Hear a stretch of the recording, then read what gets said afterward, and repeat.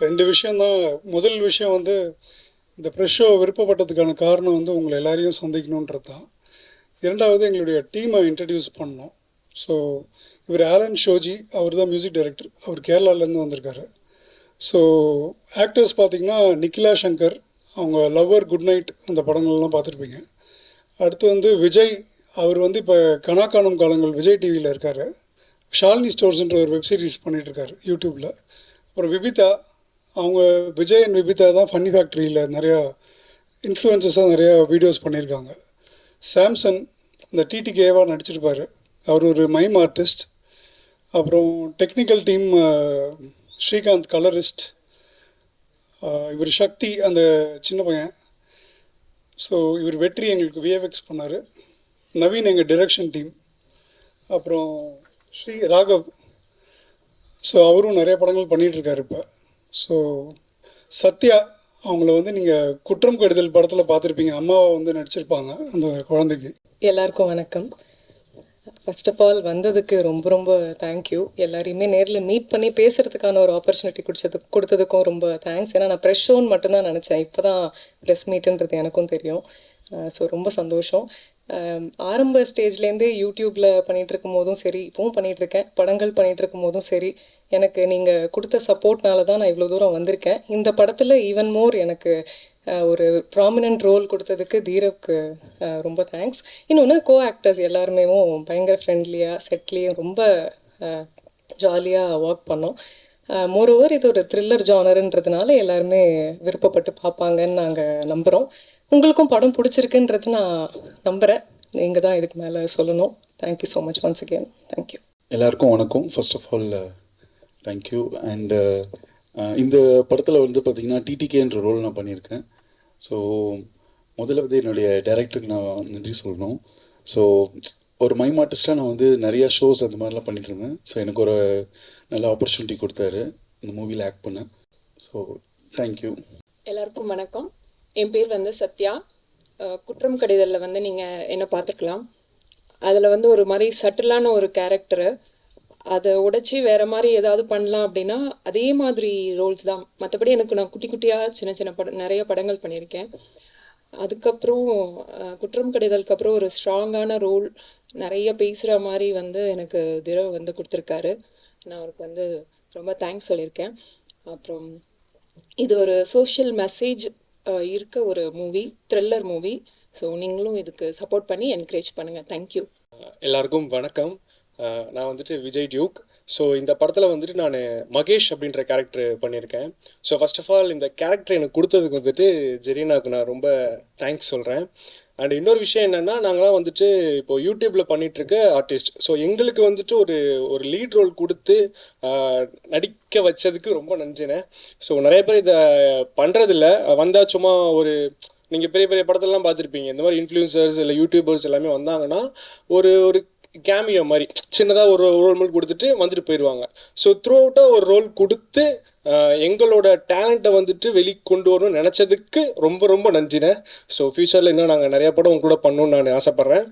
And இந்த படத்தை வந்துட்டு போயிட்டு மக்கள்கிட்ட சேர்க்கணும். ஸோ இப்போ வந்துட்டு இது ப்ரைமில் ரிலீஸ் ஆயிருக்கு, ஆஹாவில் ரிலீஸ் ஆயிருக்கு, சிம்பிளி சவுத்தில் ரிலீஸ் ஆயிருக்கு. ஸோ எந்த அளவுக்கு ரீச் இருக்குன்னு பார்த்தீங்கன்னா, ஸோ அது உங்ககிட்ட தான் இருக்குது. ஸோ இந்த படத்தை வந்து நீங்கள் போயிட்டு மக்கள்கிட்ட போய் சேர்க்கணும். அதுதான் நான் சொல்லிக்கிறேன். Thank you so much. எல்லாருக்கும் வணக்கம். இது என்னோட முதல் படம். ஃபஸ்ட் டைம் இவ்வளோ க்ரௌட் முன்னாடி நான் என்னோட படத்தை பார்க்குறதுக்கு எனக்கு ரொம்ப சந்தோஷமாக இருக்குது. வந்த எல்லாருக்குமே ரொம்ப ரொம்ப நன்றி. ரியாலிட்டியில் சொல்லணுன்னா இந்த மாதிரி சம்பவங்கள் எங்களுக்கும் நடந்திருக்கு. ஆக்சுவலாக சொல்லணுன்னா இந்த மாதிரி ஒரு டிடிகே எல்லாரோட லைஃப்லேயுமே, அதாவது இன்ஸ்டாவில் பண்ணுற எல்லாரோட லைஃப்லேயுமே இருந்திருப்பாங்க. அது ரியாலிட்டியாக வச்சு எடுத்திருக்காங்க. என்னோட கேரக்டர் வந்து நான் மகேஷ் ப்ளே பண்ணியிருக்கேன். எனக்கு வந்து அந்த கேரக்டர் ரொம்ப ரொம்ப ஸ்பெஷலான ஒரு கேரக்டர். ஏன்னா நான் எப்படி வந்து லைஃப்பில் இருக்கனோ அதே மாதிரி தான், ரொம்ப காமெடியாக ரொம்ப ஜோவியலான ஒரு டைப்பில் தான் எடுத்திருக்காங்க. அண்ட் இது என்னோட முதல் படம். அது ஜெரீனா கூட நான் பண்ணுறது ரொம்ப ரொம்ப ஹாப்பியாக இருக்கேன். அண்ட் தேங்க்யூ ஸோ மச் இந்த கேரக்டர் கொடுத்ததுக்கு. இந்த படம் இன்னும் நிறைய பேருக்கு போய் சேரணும் அப்படிங்கிறது நான் உங்ககிட்ட கேட்டுக்கிறேன். Thank you so much. இல்லை சார், கேட்டுட்டு சார். நான் படம் நல்லா இருக்குது. ஆனால் எல்லா கேரக்டருமே அதுலேயும் குறிப்பாக அந்த அம்மா கேரக்டர் கொஞ்சம் ஜாஸ்தியாக கேட்டு வாங்குனீங்களா, ஜாஸ்தியாக நடிச்சிருக்க மாதிரி தெரியுது. ஏன்னா எங்களுக்கு படம் நல்லா இருக்குது, ஆனால் ஏதோ ஒரு சின்ன இரிட்டேஷன் ஃபீல் இருக்குது பக்கத்தில் இருந்தவங்க கூட. ஏன்னா நல்லா பண்ணியிருக்கீங்க, அந்த அம்மா கேரக்டர்லாம் கொஞ்சம் ஓவராக பண்ண மாதிரி தெரிஞ்சுது. அது கேரக்டருக்கு அப்படி தேவைன்னு கேட்டு வாங்கினீங்களா இல்லை? ஆமாம் சார், இன்றைக்கி யூடியூபர்ஸாக இருக்கிறவங்க அவங்க பிம்பத்தில் எப்படி இருக்காங்களோ அதே மாதிரி ரியல் லைஃப்லேயும் இருக்கிறாங்க. அதை நான் பார்த்தனால தான் அந்த மாதிரி ஒரு கிராஃப் ரெடி பண்ணேன். இந்த படத்துலேயே அந்த மதுசூதனனும் அந்த போலீஸ் சப் இன்ஸ்பெக்டர் அவர் கேட்டும் பிரமா அவர் 2 பேரும் வரலையே, என்ன ஆச்சு? அவங்க ஊரில் இருக்காங்க சார், திருவள்ளூரில்.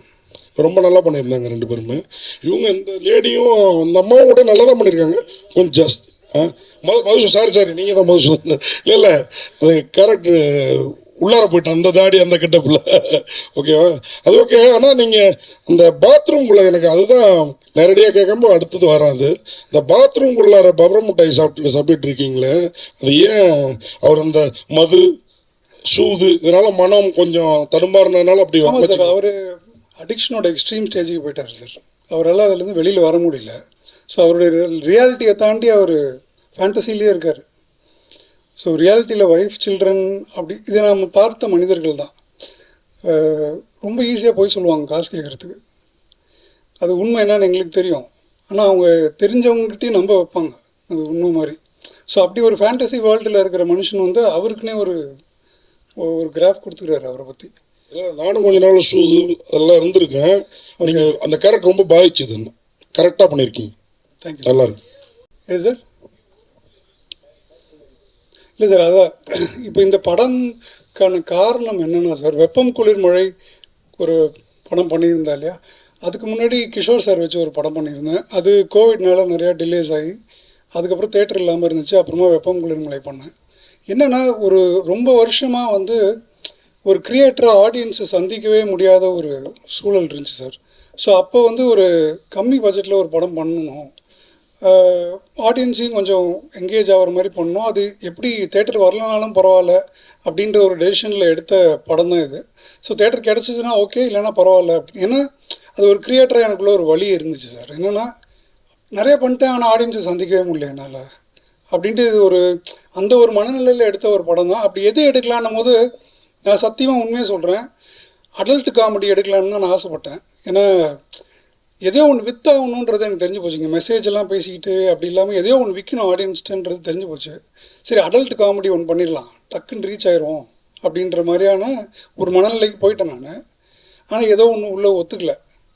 அப்படி ஒத்துக்காத ஒரு சமயத்தில் தோணின ஒரு கதை, இன்றைக்கி என்னை சுற்றி நடக்கிற மனிதர்கள் அவங்க என்ன மாதிரி ஒரு வாழ்க்கையை வாழ்ந்துட்டு இருக்காங்கன்றதை உத்து கவனிக்கும் போது எனக்கு இந்த டோப்பமைன் தோணுச்சு. என்னென்னா டோப்பமைன்றது ஒரு ரொம்ப ஹாப்பியான ஹார்மோன், அது நம்மளுக்கு ரொம்ப தேவையான ஒரு ஹார்மோனு. ஆனால் நம்ம இன்றைக்கி காலகட்டத்தில் இன்றைக்கி சமுதாயத்தில் அது ரொம்ப அப்யூஸ் பண்ணிகிட்டு இருக்கோம். முக்கியமாக மொபைல் ஃபோன்ஸில் அது ரொம்பவே அப்யூஸ் பண்ணிகிட்டு இருக்கோம். அதை நான் எங்கள் வீட்டிலேயே பார்க்குறேன். என்னுடைய குழந்தைகள், இன்ஃபேக்ட் அந்த கேரக்டர், அந்த குழந்தை வந்து என்னுடைய பையன் அவங்க அம்மா கிட்ட பேசுகிற தோரணையிலேருந்து எல்லாமே மாறுது.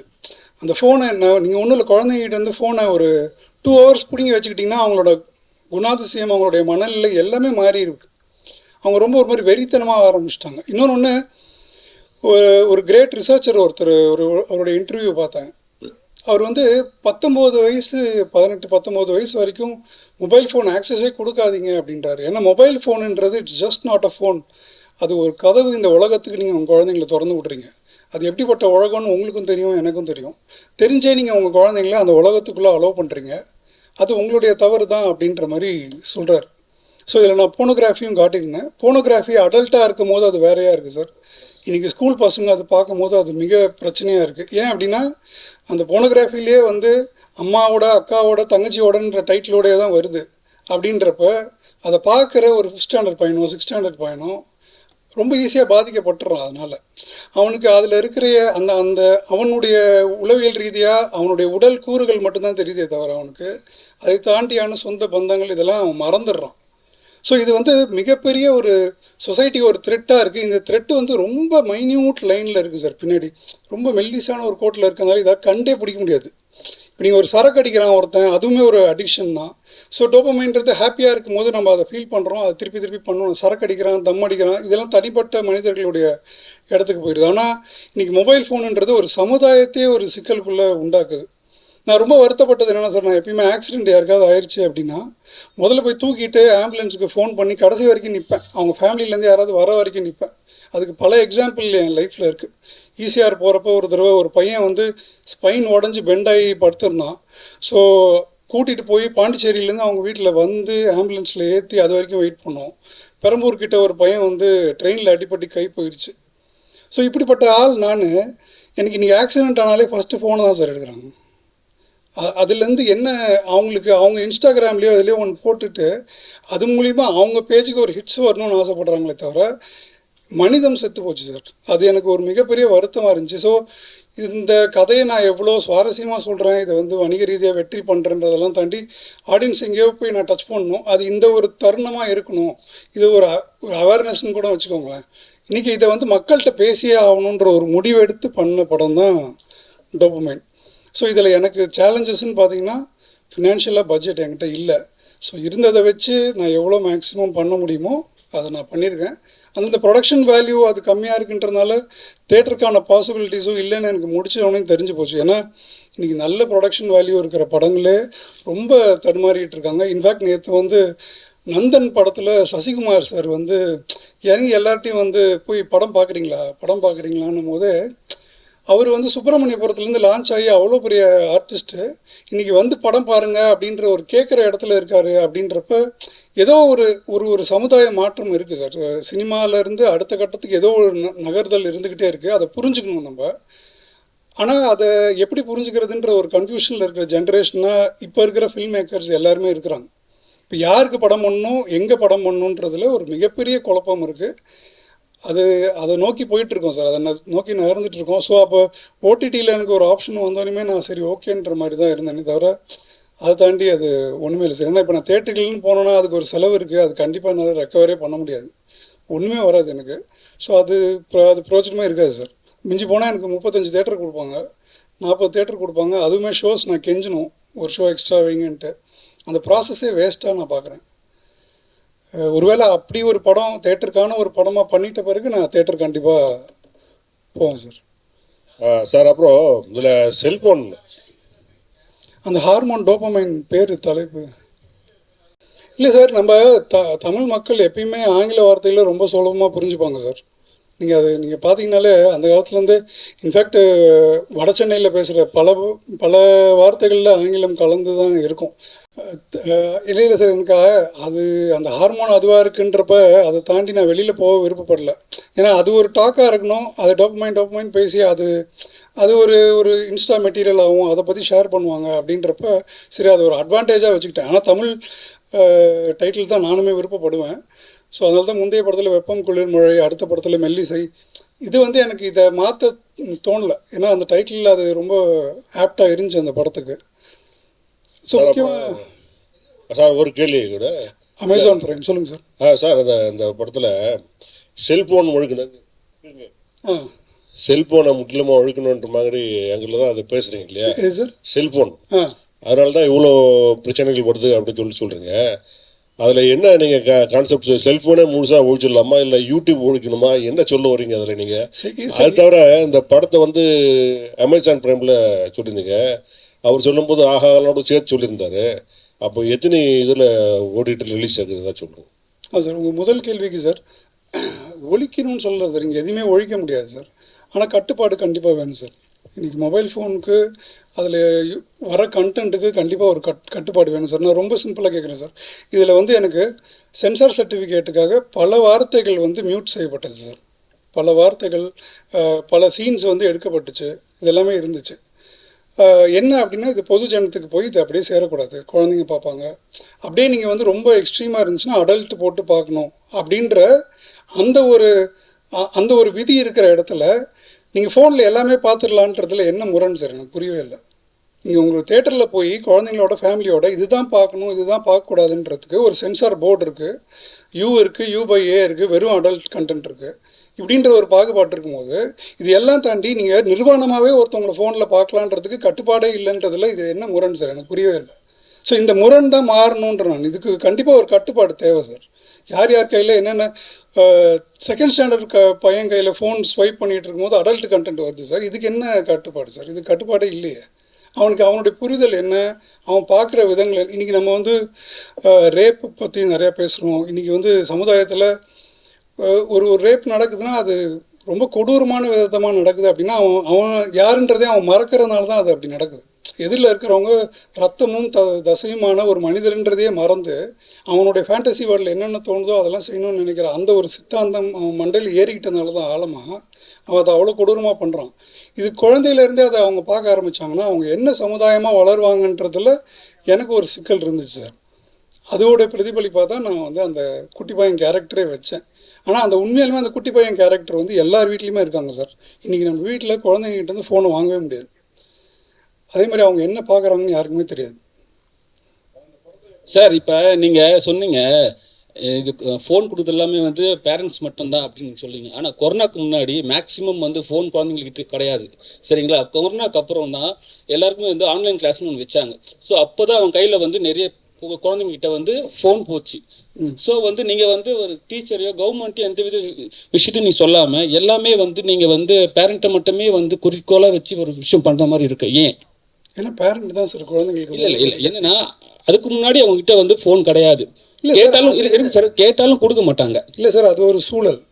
கொரோனான்றது அது ஒரு ஒரு வந்து உலகத்துக்கே நடந்த ஒரு சூழல். என்னென்னா வீட்டுக்குள்ளேயே இருக்கிறாங்க, வெளியில் போக முடியாது அப்படின்றதுனால அது ஒன்றுமே பண்ண முடியாது. ஏன்னா அந்த டைமில் இப்படி தான் நடந்தாகணுன்ற ஒரு கட்டுப்பாட்டுக்குள்ளே இருந்தனால அது நடந்துச்சு. பட் அதுக்கப்புறமும் பேரண்ட்ஸ் அது அப்படி ஆனதுனால இப்படின்ற அந்த ஒரு விஷயத்த சொல்ல முடியாது இல்லையா? ஏன்னா பேரண்ட்ஸ் தான் முதல் வழிகாட்டி குழந்தைங்க. அதனால தான் அடாப்ட் ஆகிட்டாங்க குழந்தைங்க. ஃபஸ்ட்டு மாற்றணும் சார்.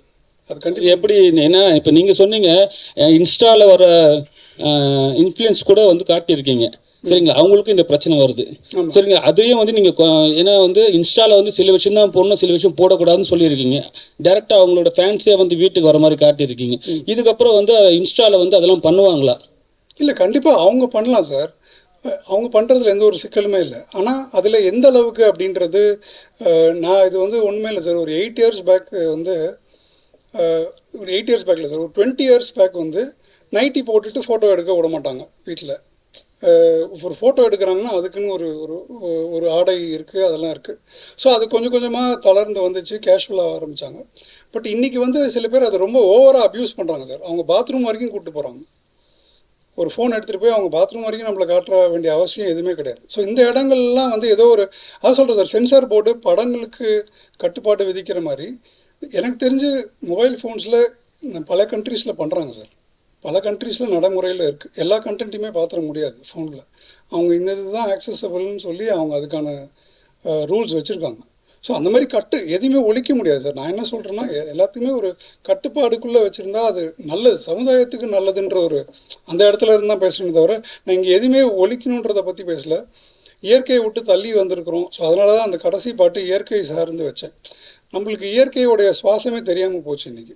நம்மளுக்கு ஒரு ஃபோன்லேயே எல்லாத்தையுமே ரசிக்கிறோம், ஒரு ஃபோன்லேயே ஊட்டி போயிட்டு வந்துடுறோம். நம்ம நேரில் அதுக்கான எஃபர்ட்டே போடுறது கிடையாது. இன்னொன்று ஒன்று ஃபிசிக்கல் ஆக்டிவிட்டியே பசங்க பண்ணுறது கிடையாது சார். இன்றைக்கி வந்து லைக் யூஎஸில் இந்த பிரச்சனை இருந்துச்சு சார். 25 வருஷத்துக்கு முன்னாடி இருந்துச்சு. ஒபீஸ் சைல்டு வந்து மிக அதிகமாயிட்டாங்க. நம்ம குழந்தைங்களாம் ஒபீஸாக இருந்ததே கிடையாது சார். எல்லாம் ஒல்லியாக தான் இருப்பாங்க. லைக் ஒரு கிளாஸில் ஒரு 2-3 பேர் தான் வந்து ஒபீஸாக இருக்காங்கன்னு சொல்லி அதுவுமே வந்து அவங்க தனியாக தெரிவாங்க அந்த இடத்துல. இன்றைக்கி வந்து மேக்ஸிமம் ஒபீஸாக தான் இருக்காங்க பசங்க. ஓடுறது கிடையாது, நடக்கிறது கிடையாது. ஸோ நம்ம இதை கடந்து போயிட முடியாது இல்லையா? ஏன்னா அடுத்த தலைமுறைக்கு நம்ம விட்டுட்டு என்ன போகிறோம் அப்படின்னா அந்த தலைமுறையே தப்பாக நம்ம விட்டுட்டு போக முடியாதுல்ல.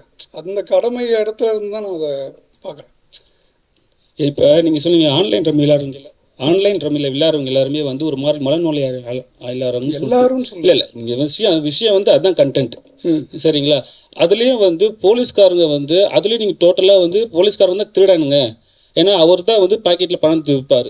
ஏன் அந்த கண்டென்ட் காட்டணும்? ஏன்னா வந்து மனநோய விஷயத்தை வந்து நீங்கள் டோட்டலாக பொலைட்டாக காட்டியிருக்கலாம். கூட ஏன் வந்து ஒரு போலீஸ்காரரை வந்து பணம் திருடுற மாதிரி காட்டுறீங்க? ஏன்னா வந்து தமிழ்நாட்டில் அது நடந்து தான் இருக்குது. ஸோ அதனால வச்சிங்களா? ஆமாம் சார், எல்லாத்துக்குமே 2 பக்கம் இருக்குல்ல சார். நடந்து நீங்களே சொல்லிட்டீங்களா? இல்லை, எல்லாத்துக்குமே 2 பக்கம் இருக்குது சார். ஆமாம் சார், இந்த பக்கமும் இருக்குது இந்த பக்கமும் இருக்குது. நல்ல நல்ல போலீஸையும் காமிச்சிங்க, எனக்கு பிடிச்சிருந்தது. அந்த போலீஸ் தான் ரசிச்சேன். நான் 2 பக்கமும் தானே காட்டியிருக்கேன். சார் அப்புறம் ஒரு கேள்வி, வெப்பம் குளிர் மழை தந்த பாடம் தான் தேட்டருக்கு போகாமல் நேராக ஓடிடிக்கு வந்தீங்களா? கண்டிப்பாக. அந்த படமும் நல்ல படம், அதை ஓடிடி கொடுத்துட்டீங்களா? ப்ரைமில் இருக்குது சார். இருக்கா சார்? ஆனால் மறுபடியும் இங்கே அதே சிக்கலில் தான் சார் நாங்கள் மாட்டிகிட்டு இருக்கோம். படம் நல்ல, இப்போ நீங்கள் வெப்பம் குளிர் மலைக்கு எனக்கு மீடியா வந்து நல்ல ரிவ்யூஸ் 75% நல்ல ரிவ்யூஸ் கொடுத்தாங்க, மக்கள்கிட்ட போய் சேர்ந்துச்சு. மக்களும் நல்லா, இப்போ நீங்கள் உதாரணத்துக்கு ஏபி இன்டர்நேஷ்னல் எங்கள் படம் இருக்குன்னா ரீல்ஸில் வந்து ஃபஸ்ட்டு 4 பிளேசஸில் எங்கள் படம் இருக்குது வியூவர்ஷிப்பில். இது எல்லாம் இருந்தும் எனக்கு அது மானிட்டைஸே ஆகலை சார். எல்லாமே டெலகிராம் லிங்க்லேயே பார்த்துட்டாங்க சார். சார் நான் அவங்க அப்பாவுக்கு தான் சொல்கிறேன், அவங்க அப்பா அம்மாவுக்கு தான் சொல்கிறேன். ஆமாம் சார், இப்போ அப்பா பார்த்துட்டாரு. ஆமாம் சார், அதுதான் நானும் சொல்கிறேன். அப்பா பார்த்துட்டாரு, பார்த்துட்டு க்ளோஸ் பண்ணிட்டு போயிட்டாரு. பையன் அதை எடுத்து ஸ்வைப் பண்ணுறப்ப அவனுக்கு சஜஷனில் வரதானே செய்யுது. அதே மாதிரி நான் வந்து ஆம்புலன்ஸில் நீங்கள் சொல்கிற மாதிரி ஆம்புலன்ஸில் நான் இப்போ மொபைல் ஃபோன் வேணானே சொல்ல சார். எது தேவையோ அதை எடுத்துக்கணும், எது தேவையற்றதோ அதை ஒதுக்கி வச்சிடணுன்ற இடத்துல இருந்து நான் பேசுகிறேன் சார். ஒரு கிரியேட்டராக கண்டிப்பாக தேவை சார்.